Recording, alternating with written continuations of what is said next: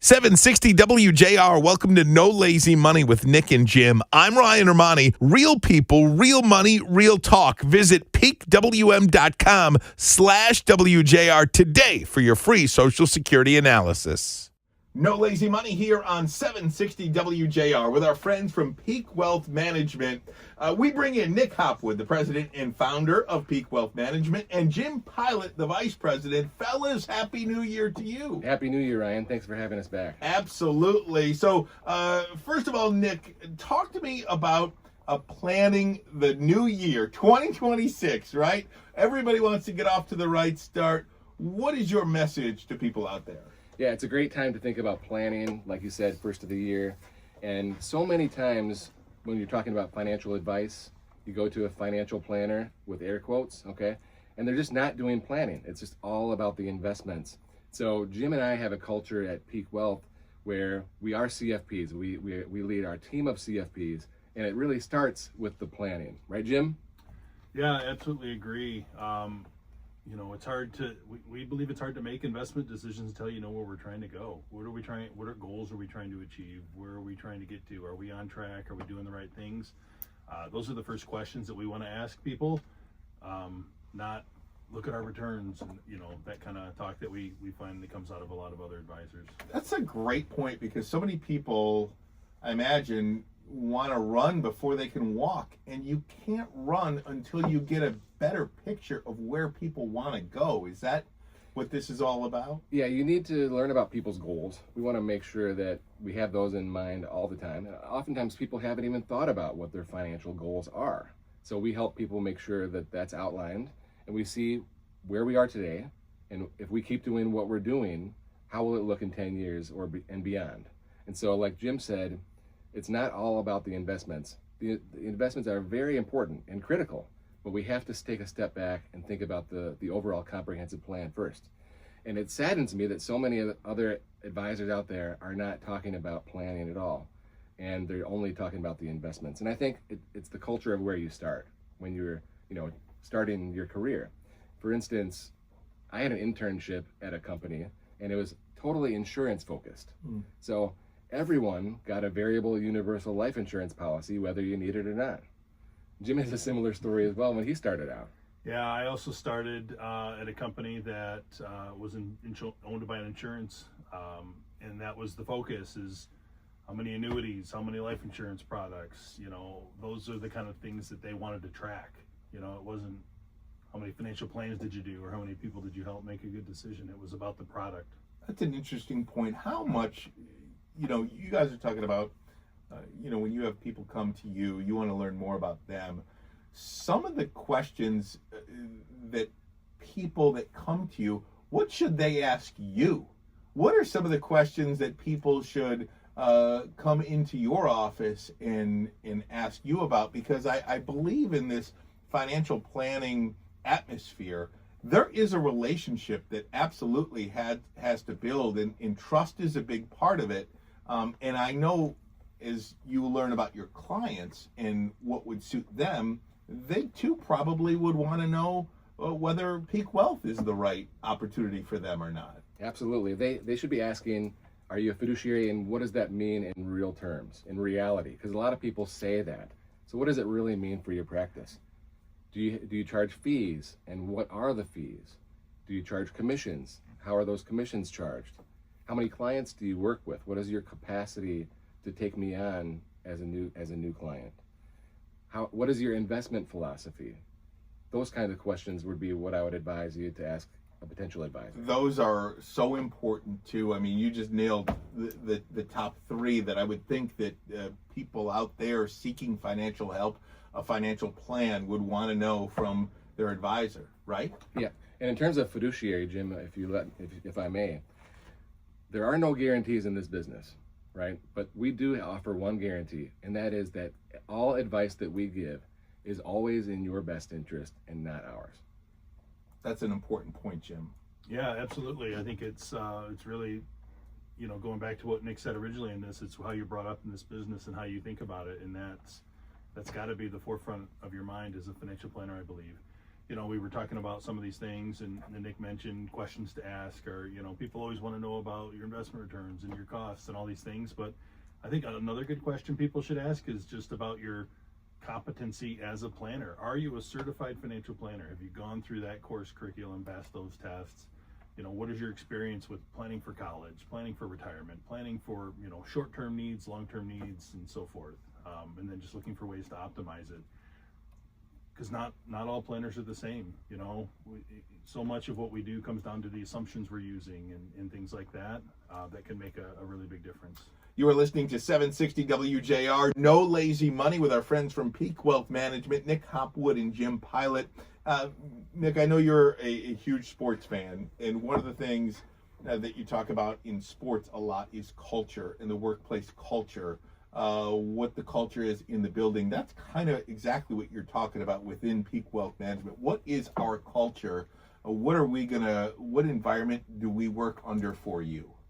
Well, I think the culture that we're trying to build within our staff and our team, as well as our relationship with our clients, is family. Yeah. We talk a lot about the Peak family, and we give hugs, we don't shake hands, that kind of a thing. I love that. I love that. I was talking to my producer here at WJR, walked up to her, gave her a great big hug. That's what you got to do, right? Yeah, how else can you build a culture without that family feeling, right? So I think in terms of another question people want to ask, though, beyond the culture part, is when you're coming up with your investment recommendations and your planning recommendations, is there any ulterior motive? Okay, so we are independent by nature, which means that we can recommend strategy A, B, or C. We charge the same fee. There's no incentive for us to recommend company A over company B in terms of extra compensation, or you scratch my back, I scratch yours kind of a thing. A trip to Hawaii kind of a thing. That's right. A big deal in sales cultures. We do not have that sales culture whatsoever. Strictly fee-based, strictly independent, where any advice that we give is in your best interest, not ours. And that goes back to the trust building part of the relationship that you have with your clients or potential clients. Absolutely. So when you receive a call from me, you know that I'm not trying to sell you anything. And that's important. No doubt about it. I mean, is somebody that, we all want to work with our money. We all want to work with people that, that we trust, and you have to trust that moving forward. I think that's a very important point. Yeah, the last thing I'll add, Ryan, is that in terms of culture, we don't work for the New York Wall Street Bank. Mm-hmm. We don't work for the mothership out of New York City. Mm-hmm. Jim and I, own the firm. Okay, we own the firm, but ultimately we work for our clients. They are the ones that pay us our paycheck, so to speak. And so keep coming back to, that culture, that independence, that fee-based. We very much work for the client, and we understand that. Sit tight, fellas, because more coming up. We're going to talk about asset allocation growth over value. We're going to talk more about what you guys do, what you can provide for potential clients out there. We want everybody to get their free Social Security analysis as well. Go to peakwm.com/WJR. Again, that website is peakwm.com/WJR. You're going to get a free Social Security analysis. And we invite you to watch this broadcast as well. We're going to replay it on the Peak Wealth Management YouTube channel. That's at youtube.com/peakwealthmgmt, youtube.com/peakwealthmgmt. We're coming right back. No lazy money with our good friends Nick Hopwood and Jim Pilat from Peak Wealth Management. You're listening to 760 WJR. Welcome back. No lazy money here on 760 WJR. Nick Hopwood, president and founder of Peak Wealth Management, along with Jim Pilat, vice president at Peak Wealth Management, here with us. Fellas, we have had a great run, and I think it's fair to say a great run over the last 3 years in terms of investment. How would you characterize it, and where are we going in 2026 and perhaps beyond? You're right, it has been a great run. It's been a run of the ages. Even if we go back 15 years to 2009 after the great financial crisis. We had some bear markets in there since 2009, but the last 3 years in particular, as you mentioned, have been just outstanding. And so the leader of the market has been large cap growth, or think of it as large cap tech, right? The US tech boom pushed by the artificial intelligence investment right now. And so that's been leading the market, but it reminds us, Jim, doesn't it remind us of 1999 a little bit? There are definitely some parallels that you can start to draw as far as a good 3-year period. You know, looking back over history, we saw that the other prior 3-year period that was about as good as this, just under, was from 97 to 99. Yeah, that's right. And so what happened after that, Ryan? You know this, don't you? Bust. Yeah, that's right. That's right. Bubble burst. Yeah. Right coming out of graduation, right? The bubble Yep, burst. It did. So will the AI bubble burst in this case?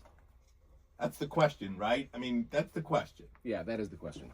So I think it's a parallel to the internet bubble of 99, but it's more like a rhyme rather than, you know, a copy. Okay. So many people, if I can just jump in here, Nick, so many people had no idea what the internet was back in the early 90s, mid 90s, before this tech boom, the World Wide Web boom. And I think a lot of people are uncertain of what AI even means. It's fueling investment so much, but again, we go back to the question that you just asked: will we have something similar happen in the investment field with AI like we did with the .com bubble bursting? Well, I don't think it'll be the same. As I don't dramatic? think it'll be as dramatic. Yeah, because Nasdaq went down by 90%. Okay, that is extreme. It took like 20 years to get back. You know, something ridiculous like that. But we're seeing like history is rhyming right now. Okay, so if we look at the S&P compared to which is market weighted, like Nvidia, Microsoft, Tesla, they're all at the top, right? But compared to the equal weight index, where there's 500 companies evenly split. Okay, so the smallest company carries the same weight as the largest company, like Apple. Okay, the S&P market weight has been outperforming the equal weight by 34% over the last 3 years. It's never been this wide. And so that starts to make us worry just a little bit, okay? Because these large cap techs are running away from the market. And so if we had a crystal ball here, or if we're talking about where to allocate for 2026, we would say, don't ignore the rest of the market. Don't ignore the value companies like energy. How are we gonna power these data centers? Energy. I hear about those data centers like crazy. I mean, every day in the news, we hear about the possibility of a new data center popping up in a city near you, and that's another big part of it. AI cannot exist without the energy. Who else is going to benefit? You know, downstream, industrial companies will benefit. These other value companies who have been kind of left in the dust, so to speak. Guess who did the best in 2000 through 2003? The value companies, the old Dow Industrials, instead of the NASDAQ Tech. So we're saying, don't ignore those in 2026. Yeah, this year was kind of an interesting reminder for that as well, because international as a segment that people have ignored for years because performance hasn't been there, it hasn't kept up. Everybody wants to be in these high-tech companies that we're talking about. But this is a year where international actually performed really well. We saw, both large cap, international, emerging markets up over 30% on the year, which was pretty exciting and really made a case and a good reminder for us to stay diversified.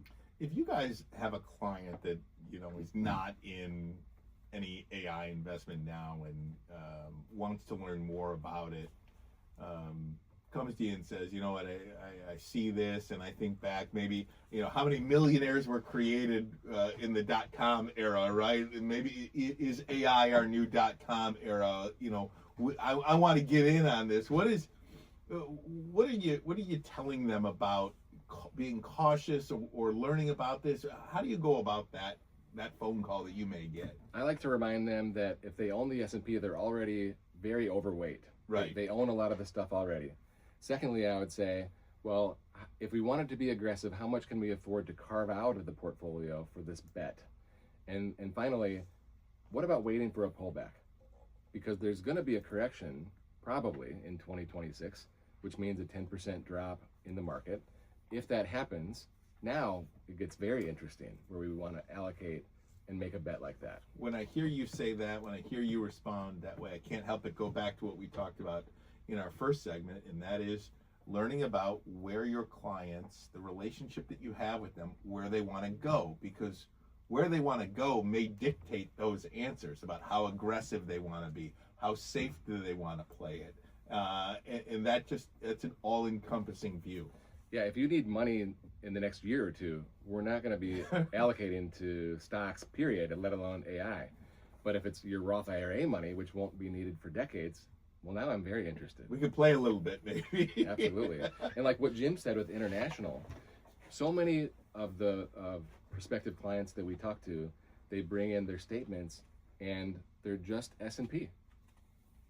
Maybe a DIY investor, they're just brainwashed into believing that the S&P is the end all. They don't have any value. They don't have any small caps or the international, like you said. And we really, when we look at our strategists, they're all overweight international right now. The tide could be turning, as he said, in 2025 with the S&P trailing international for the first time in a while. And then large over small. It's been 5 years in a row where the S&P has really crushed the small cap index. And the last time it happened like this was, again, 1994 through 1998. And after that, there was a 6-year run of small cap outperformance. And so we think that you want to make sure that you have small cap exposure as well. How often does history predict the future? Oh boy, that's a good question.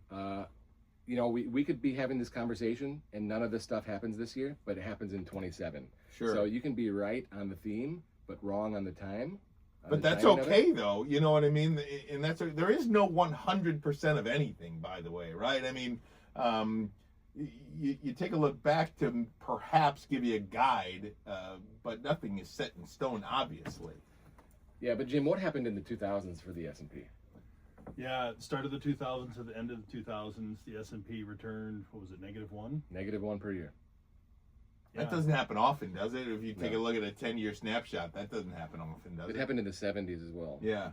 But even so, it just goes to show you that time is your friend. I mean, to have a -1% isn't going to destroy your portfolio, though, over a 10-year period in the most crippling of times, though. Well, if you retired in 99, Well, yeah. right, that adds a lot of complexity. Okay? No doubt. And so that's when you need to make sure that you have this diversification and fixed income as well. Because if you're taking 5% of your portfolio out starting January 1st of 2000, you're out of money in 16 years. No doubt.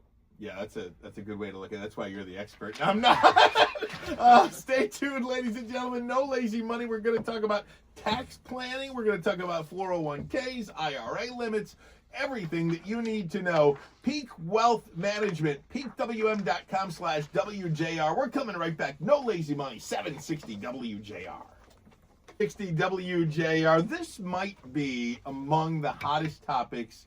If you're listening to this show right now, you're going to want to be glued into, and that's the tax planning aspect of where we're going in 2026. Nick Hopwood, Jim Pilat, Peak Wealth Management.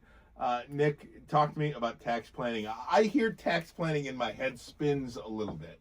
Well, it is the hottest topic, as you said. And the concept of my lifetime tax rate, my cumulative tax rate over my life, not just this year. You might think, why are we talking about tax planning in January? We should have been talking about it in December. Well, we were. We talk about it every month. Okay, that's the bottom line. So we need to make sure that we're every time we do this show too, we might do a tax tax topic. All right. It's true because it is our largest lifetime expense, and it's what we talk about in every meeting with all of our clients. So at the end of the year, you might be frantically trying to buy down your tax rate, but why do you have to wait to the end of the year? Let's talk right now. Yeah, I think that's a good point. Is not. I mean, December's a good time to think about it because everybody knows there's a deadline coming. But in reality, there's lots of ways to optimize, and we need to be looking for opportunities to do that throughout the year. What has I mean, this is a bit of a loaded question, but you talk about, new tax year, and with the big, beautiful bill that was signed in 2025 becomes law in 2026.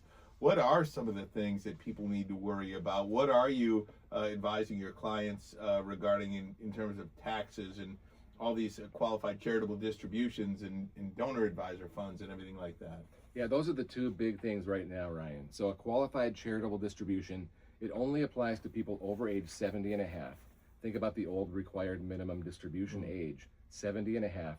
But if you do want to make a donation to a charity like your church or whoever it might be, you can send the money directly from your IRA, and it avoids your 1040 altogether, therefore saving you a lot of tax, because otherwise your IRA withdrawal is fully taxable. This way, you skip the 1040 altogether, the money goes right to the charity, and your required minimum distribution is satisfied. Is this among the biggest financial mistakes that people make with their own money? Is not taking advantage of tax law, or not understanding how much money people are losing because they don't understand tax law? It's one of them. I mean, it would be a terrible mistake to take a $10,000 required minimum distribution and then turn around and write the check for 10 grand to the church. It would be very foolish, in my opinion, okay? Because you might not be able to take that write-off at all under the tax code. Whereas if you did the QCD, you avoided paying tax altogether on the 10,000. So it could be a couple $1,000s each year. Okay? Yeah. Then there's the donor advised fund. People make contributions to the donor advised fund when really they could be considering the highly appreciated stock. Yeah, I think donor advised funds give a lot of opportunity for people. It's a fund you set up. It's for charity, and money has to go to a qualified 501c3 charity. But why it's unique is right now the standard deduction has gone up so much that most people can't itemize. So Nick's previous example of somebody who wants to give away $10,000, most people can't itemize that away, so you get no benefit for the write-off. Well, a donor advised fund is intriguing because maybe you're charitably inclined and you pick one year to kind of bunch your donations together for the last couple of years, and maybe you want to put 50,000 into this fund. Well, now guess what? I'm over the limit, the standard deduction, so now I can go and itemize. So I can find everything that I can try to do, tax-wise, to itemize, put it all in that fund, and then distribute at a later time. And the other thing that Nick was hinting to is that it allows you to donate that appreciated stock. So if you have stock that you've owned, maybe you bought NVIDIA and it's gone up and doubled and tripled and all this stuff, and if you sell it, you're going to realize a capital gain, right? It's at least, for most people, 15 to 20% of that's going to be capital gain tax. Well, if you donate it straight to your donor advised fund, you don't have to realize that capital gain. That money goes straight into that fund for you to donate and give out at a later time. We are talking to Nick Hopwood and Jim Pilat, Peak Wealth Management. We encourage everybody to visit Peak Wealth Management, peakwm.com/WJR, for a free Social Security analysis. peakwm.com/WJR for a free Social Security analysis. And of course, we'll be on youtube.com on Peak Wealth's YouTube channel, youtube.com/peakwealthmgmt as well, if you'd like to watch this broadcast as well. But Nick, if you want to continue on with that. Yeah, so even if you are not itemizing, like Jim said, and you are charitably inclined and you have this highly appreciated stock, let's say you paid $3 grand for a stock that's worth $10,000 now. It had a nice run, it tripled, and so you want to donate, you want to put that in your donor advised fund. Instead of selling it and moving the cash into the fund, you just donate the stock itself, and so thereby you avoid the long-term capital gains rate of 20%, 15 or 20% depending on your bracket, 3.8% for the Medicare investment tax if you're over that limit, plus the state of Michigan, 4.25%. So you're going to save about $2,500 in avoiding the tax. You might not get the full write-off of the charitable contribution, but at least you're avoiding the capital gains. It is interesting, just sitting here as a layperson.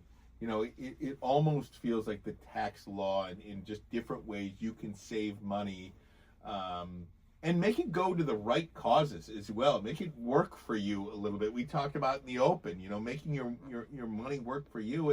And in many cases, is charitable donations in making your money work for other people as well. That's Yeah. great news, but understanding all of that is so important. Ryan, the donor advised fund is actually still invested at Schwab or Fidelity or wherever you set it up. And so it could be the Ryan Ermanni Foundation. Let's go. Let's do it. The Ermanni Family Foundation. Let's do it. The money is still invested, and you could make distributions from that account each year to any charity you want. Let's talk after the show. Absolutely. Yeah. Now, what about this? What if you have a great big brokerage account, okay, and you are tired of paying capital gains? What if you switched it into a direct indexing strategy where you are able to sell throughout the year? It's pretty much a software program that overlays all the stocks together, where you can own, let's say, all the 500 companies in the S&P. You're going to own Home Depot and Lowe's, right? And maybe, this is not advice here, not a suggestion, but maybe Lowe's is doing well and Home Depot is doing poorly, so the account will sell off the loser stock, put the money into the other similar company. You harvest that loss. 31 days later, you can go back into both companies. And so you can actually track the S&P, like within 1% margin of error, but write off thousands of dollars of losses and carry that forward for the future. It's brilliant. It's absolutely brilliant. Yeah, most people are afraid of losses. Most people never want to take losses, but there's a strategy behind taking losses to give you a better tax situation. No doubt about it. I was actually just talking to my uncle about that over the weekend, just about that strategy to work to your benefit. Sit tight, ladies and gentlemen, because coming up next, we are going to be talking about the new 401k, the HSA, very popular as well, IRA limits and all of that. Don't go anywhere. No lazy money. Right back. 760 WJR.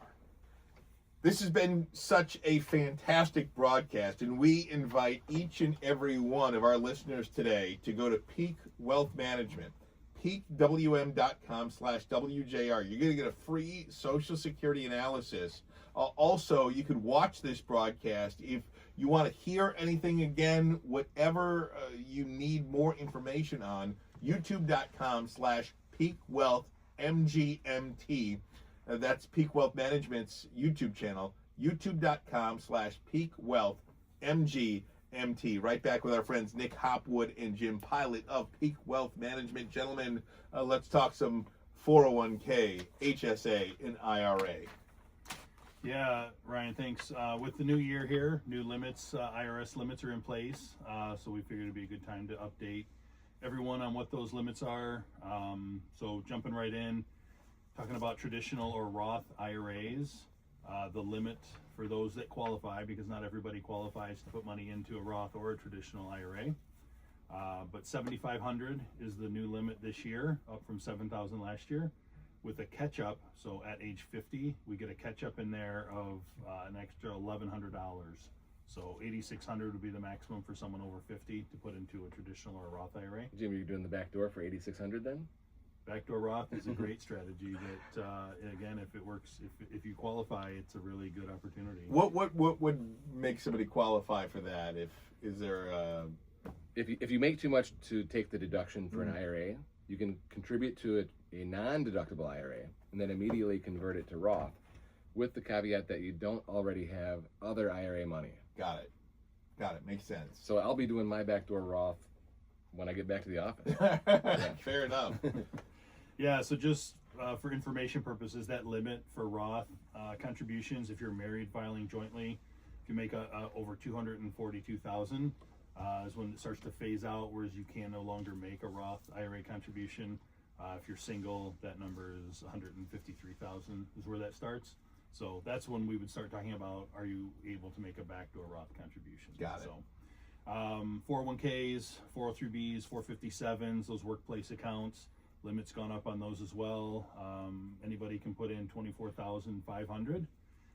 And to clarify, that one is not income limited. So a lot of people overlook what a Roth 401k could do for them. If you make over the limits that we just talked about, it doesn't matter if it's a workplace account. So you can still add to Roth 401k in there. So we highly encourage people to look into their work place accounts and see if that's an option for them. Jim, are you going to go pre-tax or Roth this year? I probably do a little bit of both. I like Roth a lot, and I don't want to ignore it. Pre-tax has its place too, depending on where you are income level wise. So, but definitely, I think a real takeaway for people is, even if you're in a high bracket, don't shy away from Roth. We can come up with a lot of reasons that you should still make Roth contributions, even if you are in a really high bracket today. Fair enough. So the limit on those, 24,500. There is a catch up as well for those over 50. The catch up this year is 8,000. So one more caveat to this year. This is new with the one big beautiful bill that came out, is highly compensated people, and they define highly compensated people as those who make over 160,000. Now those catch up contributions now have to go in as Roth. So again, we like Roth, so I don't totally mind it, but it could be a significant shift for some people, where they don't have the ability to put that money away. Government wants their tax dollars right now. No doubt. So it comes back to, What about the HSAs? I know that's more and more increasingly become popular. Yeah, that we like to talk about HSA a lot. We think it's one of the most underutilized accounts for most people. The HSA, why it's so attractive is you get a pre-tax deduction, tax-free growth, and a tax-free withdrawal if used for healthcare. So it's got the best of everything. It's got the best of the IRA and the Roth IRA all built in together. If you want to have an early retirement, HSA can plug that hole between 60 and 65 until Medicare starts. It can also make Medicare premiums for you, which are continuing to go up. People complain about their Social Security checks. They do go up, but Medicare goes up more. So they end up just spinning their tires. It's a wash. Yeah. There's no doubt. I think a lot of people, and correct me if I'm wrong, what about, depending upon where you are in your life, like for instance, if you have, 2 kids under the age of 5 or something like that, is an HSA, would that be beneficial to you? Because these kids go to the doctor every other week, it feels like. Maybe that's something that wouldn't be appropriate for them, but if you've got, if you're relatively healthy and you've got a couple of teenagers, maybe that does work. Or do you bounce back and forth? How does that? Well, look, my view on this is that if we have a high deductible plan offered to us, we want to go for the smallest premium possible. Yeah. So that's what I want to recommend, unless you have a health concern. But I think if you do that, you have to take advantage of the HSA. And the HSA requires you to have a high deductible plan. So that's how that works. And then once you put the money into the HSA, don't use it for the doctor's appointment. Let it grow. Like Jim said, triple tax-free over decades. That's such a great point. Yeah, and just to kind of put a bow on the HSA, the family limit on an HSA is $8,750. The single limit is $4,400, and there is a catch-up, but I want to highlight this because the catch-up is at age 55 on an HSA, not 50. And that catch-up is $1,000. Who can keep it all straight? You guys can, and that's why we are sending people to the website. If you want more information, of course, peakwm.com. You've got everything there. You guys are the ones that keep it all straight. Yeah, and so Ryan, I gotta bring this up too, because we like to pick on our TikTok influencers. Yes, please. Yeah, we love to evaluate and address these, because all over TikTok and Instagram, you got these guys who are saying that you should not do a 401. It's a scam. Do you believe that? I don't Jim, believe do you that. believe that? I do not believe in that. Right. Because you're not insane. Okay? Common sense. Correct. Common sense prevails. So here's the pitch, okay? They say, why would you put it into a 401? Because it's locked up to age 59 and a half. Okay, so that's point number one that they want to make. But the trade-off is that we have the tax deduction and the tax deferral. And I think it's worth it, because you're incentivized to wait. The second thing that they say is that if you put it in the 401, it can't be invested in Bitcoin. And they're just coming from this angle that Bitcoin's going to double every year. Fine. And so I just feel like that's a false assumption. So many people are getting their advice, medical advice, health advice, financial advice from TikTok. And look, more power to you, but it's just not the smart way to go about it. Completely agree. And so here's where we can blow the mind of the TikTok guy, though. A lot of companies offer brokerage links for their 401, and guess what you can buy in your brokerage account? Bitcoin. Exactly. So I want to set up a video with one of these guys and ask them that question and see what they say. That's the way to do it. Gentlemen, this has been so much fun. I feel like I learned so much when I sit here with the both of you, and hopefully you out there listening to the show learn just as much. If you would like to hear more from Nick Hopwood and Jim Pilat, go give them a visit at Peak Wealth Management. Their website is peakwm.com. If you go to peakwm.com/WJR, you're going to get a free Social Security analysis. And again, we want to remind you all, you can watch us. If you missed any part of the show, feel free to go to Peak Wealth Management's YouTube channel, youtube.com/peakwealthmgmt. That's youtube.com/peakwealthmgmt. Until next time, it's No Lazy Money here on 760 WJR.